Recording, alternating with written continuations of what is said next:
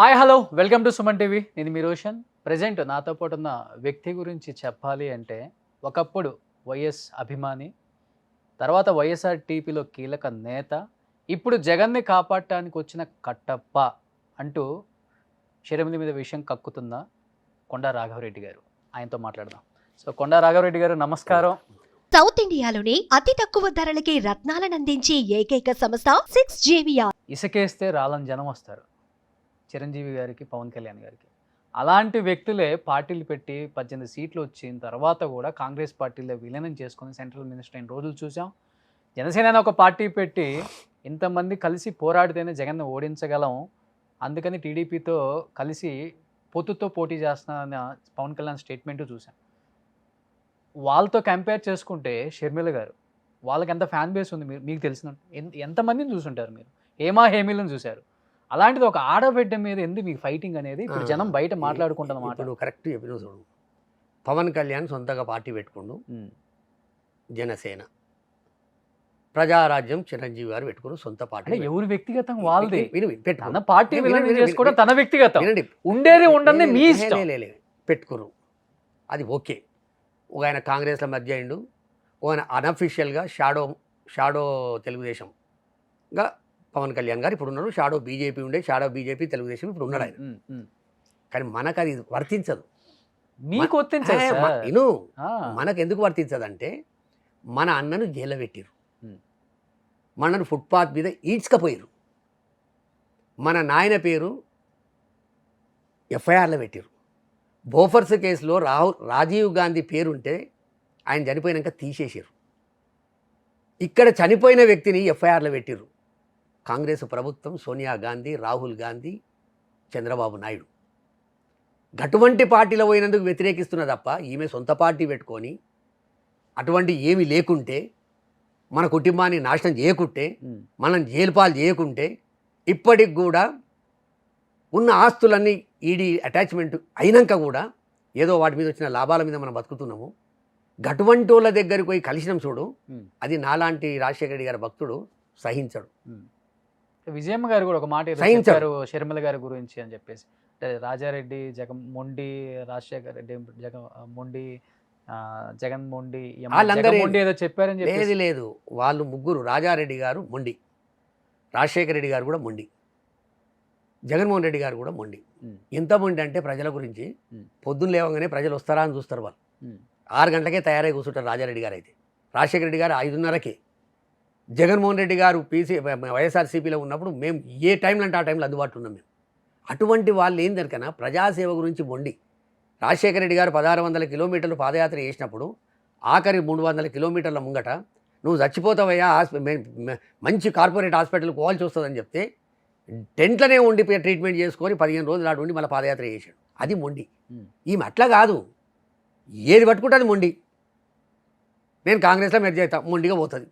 నేను పార్టీ పెడతా, మొండిగా పెడుతుంది. ఈమో రకం మొండి.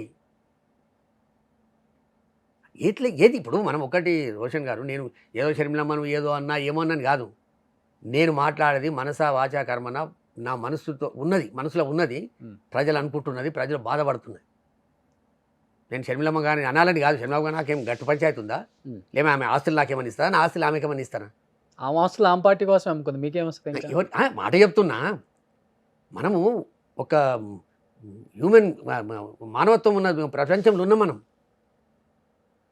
నువ్వు రక్షాబంధన్ కట్టవలసినటువంటి చెల్లెవు నువ్వు శాపనార్థాలు పెడితే ఎట్లా?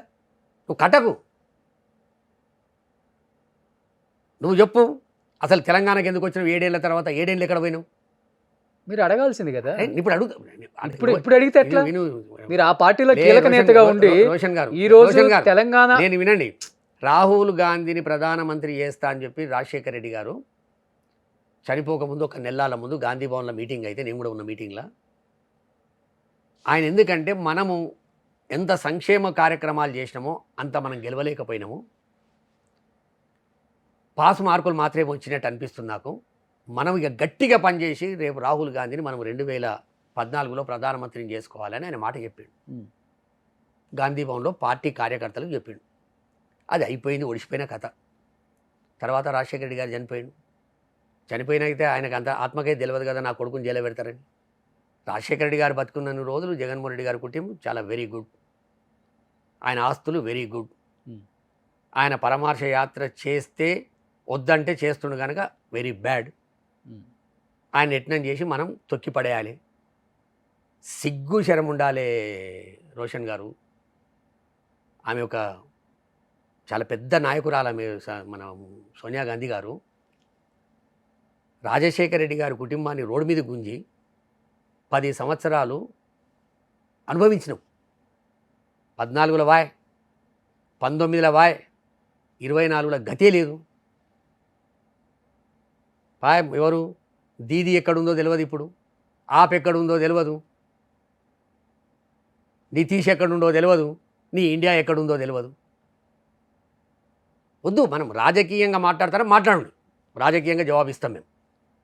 కుటుంబ పరంగా నువ్వు అది కూడా తెలంగాణలో ఉన్నప్పుడు గిట్ట నువ్వు మాట్లాడినుంటే నేను సంతోషపడుతుంది, బాధపడుతుంది. ఇక్కడ ఉండి ఎట్లా మాట్లాడతారు? విను, బాధపడుతుంటే సంతోషపడుతుంటే ఏదైనా ఉంటే. అరే నువ్వు ఇక్కడ ఉన్నన్ని రోజులు కోడలు కోడలు కోడలు కోడలు ఎవరు రాడు, నన్ను తెలంగాణ కాదన్నాడు, రమ్మన్ రవాన్ని అంటివి. ఎవరు రావాడు నన్ను ఇప్పుడు బిడ్డ కాదన్నాడు, నా రాజశేఖర రెడ్డి గారి రక్తం నాలో కూడా ప్రవహిస్తుంది అనేవాడికి. అరే నీకెందుకు ఈ గతి? నువ్వు రాజశేఖర రెడ్డి బిడ్డ కాదన్నాడు వాడు.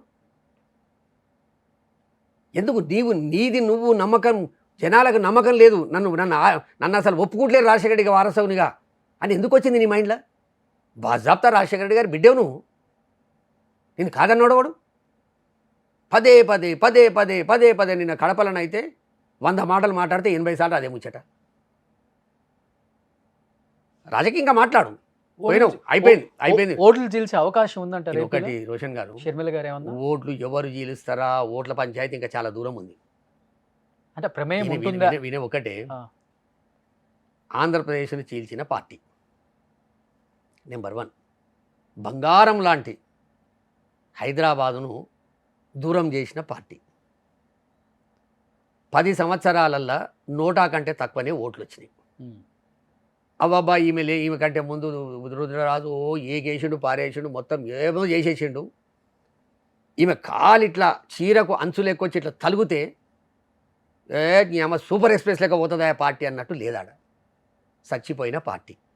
ఇప్పుడు నువ్వు మాట అన్నావు నాతోటి, ఏమయ్యా రాఘవరెడ్డి గారు ఎన్ని కోట్లు ముట్టినాయి, నువ్వు ఇంత పోతే నీ అమ్మ ఒంటికాల మీద చేస్తున్నావు నువ్వు. అందరూ అదే మాట్లాడుతున్నారు బయట. ఇప్పుడు మరి నీకేం ముట్టినాయి, నీకేం ముట్టినాయి, నువ్వు ఇంత అడుగులు వేస్తున్నావు.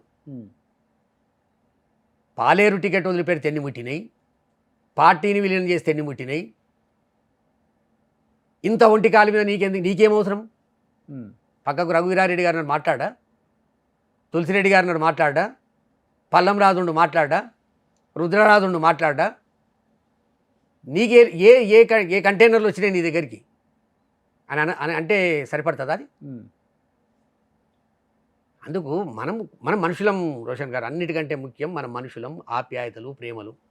మరి ఆ ప్రేమ మీదే కదా మొన్న మరి రాజారెడ్డి ఎంగేజ్మెంట్కి పెళ్ళికి వెళ్ళి పిలిచి వచ్చారు, వాళ్ళు కూడా వచ్చారు. వచ్చినాక ఏమైంది? ఇక మీరు చెప్పుకోవాలి అది. నేను ఇక అది చెప్పి మళ్ళీ ఇంకోటి జరిగిన ఆయన వద్దు నన్ను. ఏమైంది నీకెరక, నాకెరక, ప్రపంచం మొత్తానికి ఎరక. మీరు దగ్గరలో ఉంటారు. నేను లేదు, నాకు పత్రిక కూడా ఇవ్వలే ఆమె, ఇయ్యదు. ఎందుకంటే నేను పవన్ కళ్యాణ్ కాదు, వాళ్ళ నాయన ధోతి, మా రాజశేఖర ధోతి కూడా కొడతా అంటే ఆయనకు పత్రిక ఇచ్చింది. చంద్రబాబు నాయుడు 24 గంటలు రాజశేఖర రెడ్డి గారిని చచ్చిపోయేదాకా కూడా మాట్లాడిన ఆయనకి ఇచ్చింది. నాకెందుకు ఇస్తుంది? నేను రాజశేఖర రెడ్డి గారి వీరభక్తుని, నాకు ఇవ్వకూడదు కూడా, ఇయ్యలే నాకు. ఎందుకంటే నేను టీవీ 9 అంతకుముందే రాజీనామా చేసిన. ఆ రోజే చెప్పిన హితబోధ, అమ్మ రాజీవ్ గాంధీ గారిది పేరు తీసేసిన తల్లి చచ్చిపోయాక, నాయనదేమో చచ్చిపోయాక పేరు పెట్టిరమ్మ, జర ఆలోచన చేయి తల్లి, దండం పెడతా, మనకు అది కుదరదు, రాజకీయాలు లేకపోతే ఏం చచ్చిపోము అని బతిలాడినా, మెసేజ్లు పెట్టినా.